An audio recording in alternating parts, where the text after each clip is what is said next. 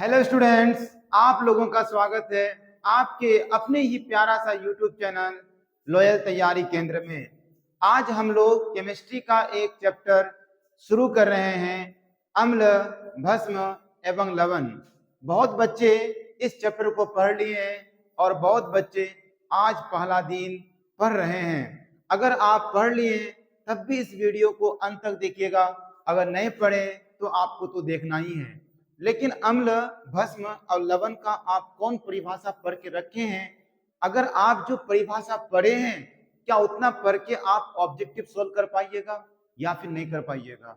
मुझे पता है आप अम्ल का परिभाषा क्या पढ़े हैं, भस्म का परिभाषा क्या पढ़े हैं, लवण का परिभाषा क्या पढ़े हैं। सिर्फ जो आप परिभाषा पढ़े हैं उतना पढ़ने से आपका एक भी ऑब्जेक्टिव सोल्व नहीं होगा। ठीक है सर, इसमें क्या पढ़ना पड़ता है, क्या मेन चीज है, उसको आज हम बताने वाले हैं। सिर्फ अम्ल का परिभाषा, वे पदार्थ जो स्वाद में खट्टा होता है उसे अम्ल कहते हैं, और वे पदार्थ जो स्वाद में कड़वा होता है उसे क्षार कहते हैं। वे पदार्थ जो अम्ल और भस्म मिलके बनता है उसे हम लवण कहते हैं। तो इतना पढ़ने से आपका ऑब्जेक्टिव सॉल्व होने वाला नहीं है। और आप लोग जानते हैं जो अब बिहार बोर्ड में जो एग्जाम जो होता है सर, पिछले कई सालों से तो 50% ऑब्जेक्टिव पूछा जाता है। ऑब्जेक्टिव बहुत ज्यादा पूछे जाते हैं, तो ऑब्जेक्टिव आपका बनना चाहिए सही तरीके से। उसी अंदाज पे आपको मैं पढ़ाऊंगा और उसी अंदाज में आपको पढ़ना भी पड़ेगा। तो चलिए सर, हम आते हैं अम्ल की ओर। तो सबसे पहला टॉपिक है अम्ल। अम्ल किसे कहते हैं? जिसको हम लोग एसिड कहते हैं, एसिड। अम्ल का मतलब क्या होता है? तो अम्ल का परिभाषा हम चार तरीके से देंगे। अम्ल का परिभाषा हम चार तरीके से देंगे। अम्ल को बोलते हैं हम लोग एसिड, यहां लिखते हैं इस नाम एसिड। इसको बोलते हैं सर बेस, और इसको बोलते हैं हम लोग साल्ट। इसको बोलते हैं सर साल्ट।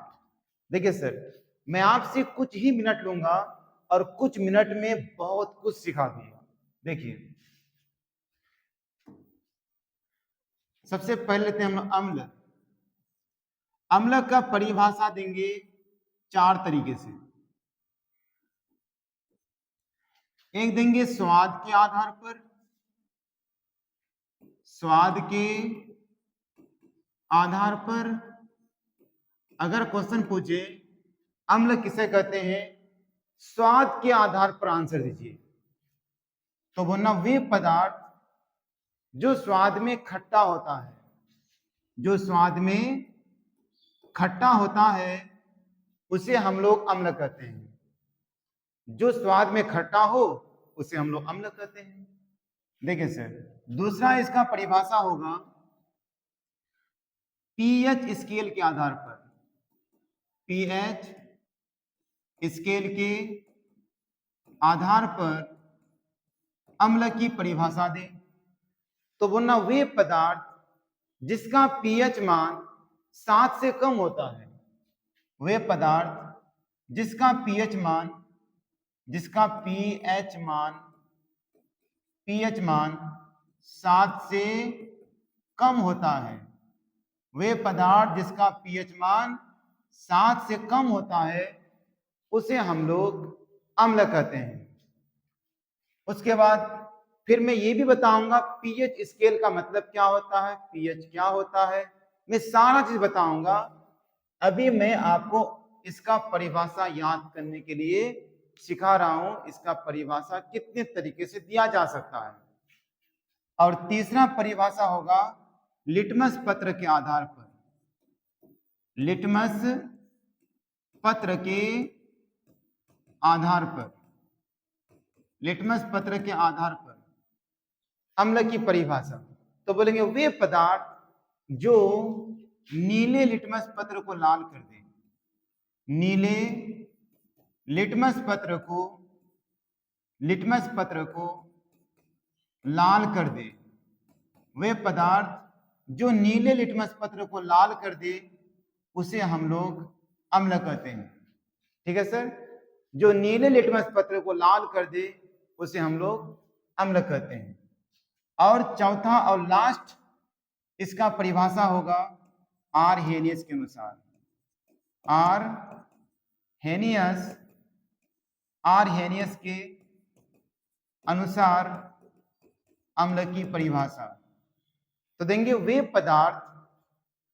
पदार्थ जो जल में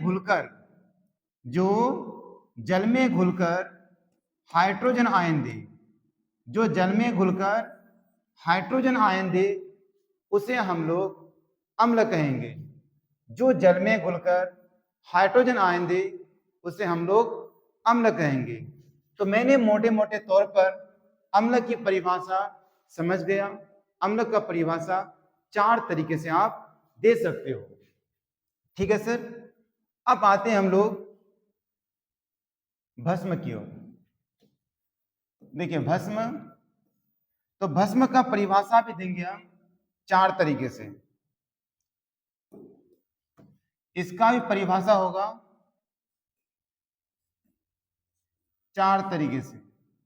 सबसे पहले होगा स्वाद के आधार पर,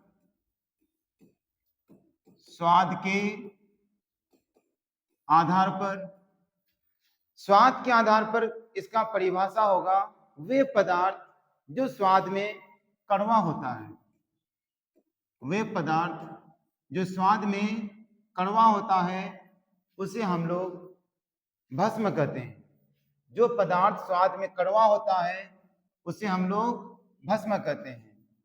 और एक होगा पीएच स्केल के आधार पर, पीएच स्केल के आधार पर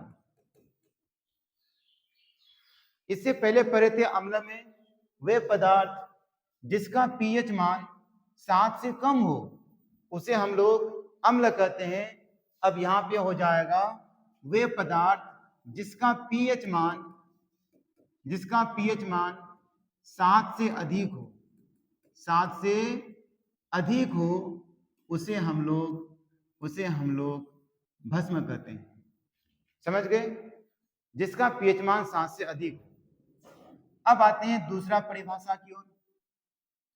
लिटमस पत्र के आधार पर, लिटमस पत्र के आधार पर तो हम लोग अभी पढ़े अम्ल में वे पदार्थ जो नीले लिटमस पत्र को लाल कर दे उसे अम्ल कहते हैं। तो भस्म में क्या लिखेंगे? वे पदार्थ जो लाल लिटमस पत्र को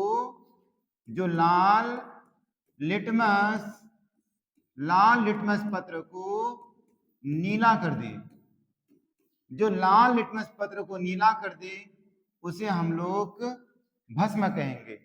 तो ये हो गया भस्म की परिभाषा।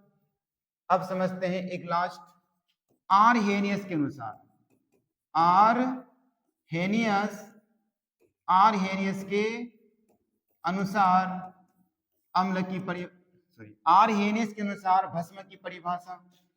तो बोलेंगे वे पदार्थ जो जल में घुलकर हाइड्रोक्साइड आयन दे, जो जल में घुलकर हाइड्रोक्साइड आयन दे उसे हम लोग भस्म कहते हैं। तो ये हो गया भस्म की परिभाषा 4 आधार पर।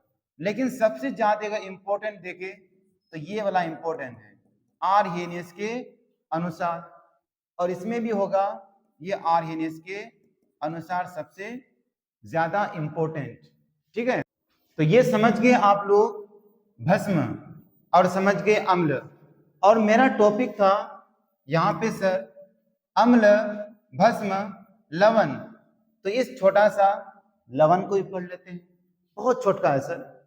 लवण देखिए, लवण पढ़ लेते। लवण का मतलब क्या होता है देखिए, भस्म के बाद होगा लवण। लवण किसे कहते हैं? तो जब अम्ल और भस्म अभिक्रिया करता है, अम्ल और भस्म जब अभिक्रिया करता है और अभिक्रिया के फलस्वरूप जो पदार्थ का निर्माण होता है उस भैया को लवण कहते हैं, लवण। अम्ल और भस्म मिलकर के जो पदार्थ का निर्माण होता है उसे हम लोग कहते हैं लवण। फॉर एग्जाम्पल जैसे हो गया सर HCl, ये हो गया अम्ल, और एक ले लेता हूं सर, एक ले लेता हूं जैसे KOH, KOH ये हो गया आपका भस्म, तो ये बन जाएगा KCl प्लस H2, KCl ये हो जाएगा प्लस H2। देखिए पहला वाला होता है प्लस, दूसरा वाला होता है माइनस, ये हो गया प्लस और ये हो गया माइनस, ठीक है। तो ये जो प्लस है ये माइनस को साथ में लेगा, और ये जो प्लस है ये इस माइनस को साथ में लेगा, तो ये प्लस वाला आ गया Cl के साथ, तो हो गया KCl, इसका नाम हो गया पोटेशियम क्लोराइड। क्या हो गया? Potassium chloride. और यहाँ पे OH, यहाँ पे H, दो गो H हो गया, एगो H यहाँ पे, एगो H यहाँ पे, तो हो गया H2, और ऑक्सीजन का ऑक्सीजन, तो ये हो गया मेरा लवण। और लवण जब बनता है ना सर, तो उसके साथ साथ में एक ठो नहीं, मतलब साथ साथ में जल भी बनता है, तो ये हो गया आपका लवण। लवण किसे कहते हैं? तो वे पदार्थ या फिर जब कोई अम्ल किसी भस्म के साथ अभिक्रिया करता है और उसके फलस्वरूप जो पदार्थ का निर्माण होता है उसे हम लोग लवण कहते हैं, ठीक है। तो अब हम लोग का अगला टॉपिक क्या होगा सर, जो सबसे मोस्ट इंपोर्टेंट है। बच्चा तो इतना पढ़ लेता है, बच्चा फंसता कहां पे है? अगर क्वेश्चन पूछता है जो अम्ल इनमें से कौन है, इनमें से भस्म कौन है, इनमें से लवण कौन सा है, इसका अगर आप पहचान करना चाहते हैं तो आइए मैं बताता हूं आपको उसका पहचानने का ट्रिक। देखिए यहां देखिए सर, देखिए मैं आप लोग के लिए पहले से लिख के रखा हूं, इधर है अम्ल, इधर है भस्म। तो मैं आपको आज बताऊंगा अम्ल और भस्म जानने का ट्रिक। उसका ट्रिक क्या है? देखिए अगर किसी यौगिक का शुरू में अगर H आ जाए, अगर किसी यौगिक का शुरू में H आ जाए तो समझना वो है अम्ल। तो ये मेरा हो गया अम्ल।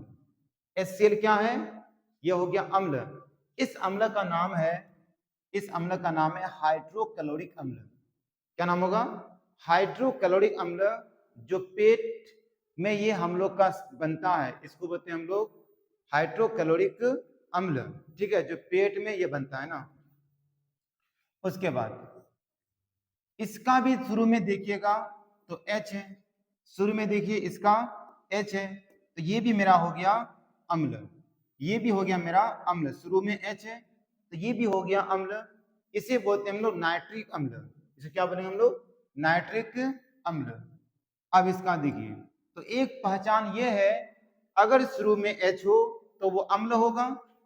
और इसमें क्या पहचान है ये अम्ल का? तो इसका लास्ट में या कहीं पे डबल OH अगर रहे, अगर डबल OH रहे तो समझना वो आपका है अम्ल। डबल OH अगर आपको नजर आए तो समझना वो है अम्ल। तो ये मेरा हो गया अम्ल। इसको बोलते हैं एसिटिक एसिड, या इसका दूसरा नाम है एसिटिक अम्ल। ये हो गया आपका एसिटिक एसिड, ठीक है। आगे देखिए, ये भी अम्ल है। क्यों अम्ल है? क्योंकि इसके लास्ट में या फिर कहीं पे डबल OH होना चाहिए, तो मेरे डबल OH है, तो ये भी हो गया अम्ल। तो अम्ल पहचानने का मैं दो तरीका बताया आप तक।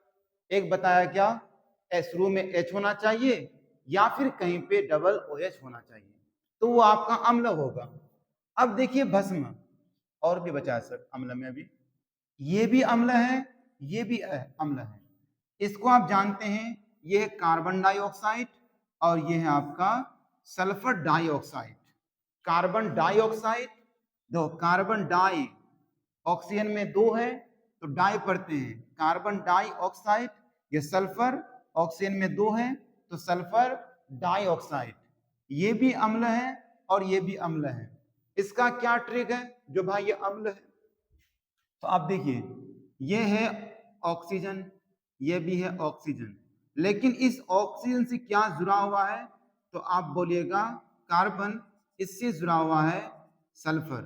तो ये कार्बन भी अधातु है, कार्बन अधातु है और ये सल्फर भी आपका अधातु है। ये दोनों क्या है? अधातु है। तो अधातु का जो ऑक्साइड होता है, अधातु का ऑक्साइड जो होता है वो आपका अम्ल होता है। ध्यान रखना, अधातु का जो ऑक्साइड होता है वो अम्ल होता है। यानी अधातु के साथ अगर ऑक्सीजन जुड़ा हुआ है तो समझ जाना वो अम्ल है। फिर सवाल ये भी होगा, सर अधातु को कैसे पहचानेंगे? ये अधातु है ना सर? तो कुछ तो याद करना पड़ेगा। अगर इसका भी चाहते हैं ट्रिक तो इंतजार कीजिए, नेक्स्ट वीडियो होगा ना, मैं इसका ट्रिक बहुत ही जबरदस्त लेके आऊंगा। ये क्लास 9 का, हालांकि मैंने ऑप्शन में पढ़ाया हूं, मैं आप लोग को बता दूंगा अधातु का पहचान करने का तरीका क्या है। ये देखिए, तो ये है आपका कार्बन अधातु, ये है सल्फर अधातु। तो इसके साथ ऑक्सीजन मिला हुआ है इसलिए ये अम्ल है। अधातु के साथ ऑक्सीजन मिला हुआ है तो ये अम्ल हो गया। तो अधातु का ऑक्साइड अम्ल, अ से होता है अधातु और अ से होता है अम्ल, अ से होता है अधातु और अ से होता है अम्ल। तो अधातु का ऑक्साइड होता है अम्ल।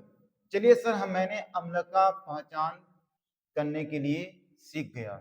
अगर इस तरह से आप चैप्टर को कंप्लीट करते हैं तो आपका ऑब्जेक्टिव छूटेगा, ऐसा हो ही नहीं सकता है, ऐसा हो ही नहीं सकता है सर। खाली अम्ल किसे कहते हैं? वे पदार्थ जो स्वाद में खट्टा होता, पढ़ लिए चैप्टर खत्म, कुछ नहीं कर पाओगे सर, आपको इतना जानना पड़ेगा। अब आगे देखिए, भस्म की परिभाषा समझ गए? तो भस्म का क्या पहचान है? तो भस्म का पहचान है उसमें होना चाहिए OH। क्या होना चाहिए? OH। देखिए सर, अम्ल में बताया डबल OH और भस्म में क्या होना चाहिए? OH।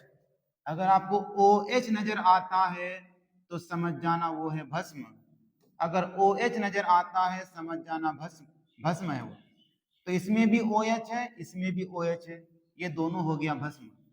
इसको पढ़ते हैं सोडियम हाइड्रोक्साइड, इसको पढ़ते हैं पोटेशियम हाइड्रोक्साइड। कैसे होता पोटेशियम? के फॉर किंग मत पढ़ना, यहाँ पे के फॉर पोटेशियम, ठीक है सर। और यहाँ पे Na को पढ़ा था sodium, sodium hydroxide, potassium hydroxide, तो दोनों में OH है तो ये हो गया मेरा भस्म। और ये है NH4OH, इसको बोलते हैं अमोनियम हाइड्रोक्साइड, अमोनियम हाइड्रोक्साइड। तो ये अमोनियम हाइड्रोक्साइड में अगर आप गौर से देखिएगा तो इसमें भी है सर OH, यहाँ देखिए है ना OH। तो मैंने एक चीज समझ गया, जिस भी यौगिक में अगर OH नजर आए तो वो तो हो जाएगा भाई भस्म, वो हो जाएगा भस्म। तो यहाँ से 4 गो यौगिक मैंने लिया और चारों यौगिक में OH है, OH है, OH है, OH है, दैट मीन्स ये आपका भस्म है। अब यहां देखिए, इसमें देखिए सर CuO है, इसको बोलते हैं क्यूप्रिक ऑक्साइड, क्यूप्रिक ऑक्साइड, यह हो गया जिंक ऑक्साइड, यह हो गया कैल्शियम ऑक्साइड, इसको कली चूना भी कहा जाता है, इसको कली चूना भी कहा जाता है। कैल्शियम ऑक्साइड, इसको बोलते हैं सर जिंक कार्बोनेट, इसको बोलते हैं सोडियम बाई कार्बोनेट। पहले यहां से लेते हैं, तो इसके साथ कॉपर के साथ भी ऑक्सीजन मिला हुआ है और यहाँ पे Zn के साथ ऑक्सीजन मिला हुआ है, कैल्शियम के साथ भी ऑक्सीजन मिला हुआ है। लेकिन ये जो कॉपर है ये धातु है, जिंक भी धातु है, कैल्शियम भी धातु है। तो यहाँ पे सब तो धातु है और धातु के साथ ऑक्सीजन मिला हुआ है, तो धातु के ऑक्साइड अम्ल होता है सर, सॉरी धातु के ऑक्साइड भस्म होता है, धातु के ऑक्साइड भस्म होता है।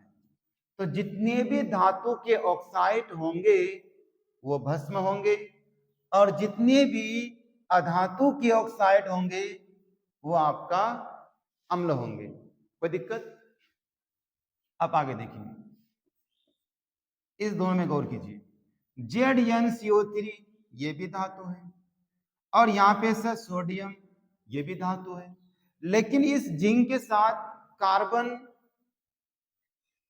जिंक के साथ कार्बन भी है, सोडियम के साथ भी कार्बन है। तो धातु के कार्बोनेट, जो धातु के कार्बोनेट होता है वो भी आपका भस्म में ही आता है। धातु के कार्बोनेट हो या धातु के बाइकार्बोनेट हो, इसको पढ़ेंगे धातु के कार्बोनेट, इसको बोलेंगे धातु के बाइकार्बोनेट। बाई क्यों हुआ? क्योंकि यहाँ पे H लिखा हुआ है। आप लोग व्हाट्सएप में लिखते हैं ना H, हाई, यहाँ पे हाई नहीं, केमिस्ट्री में होता है बाई। व्हाट्सएप में होता है हाई और केमिस्ट्री में H का मतलब होता है बाई। अगर केमिस्ट्री में H नजर आए तो वहां पे हाई मत पढ़ना, वहां क्या पढ़ना? बाई पढ़ना।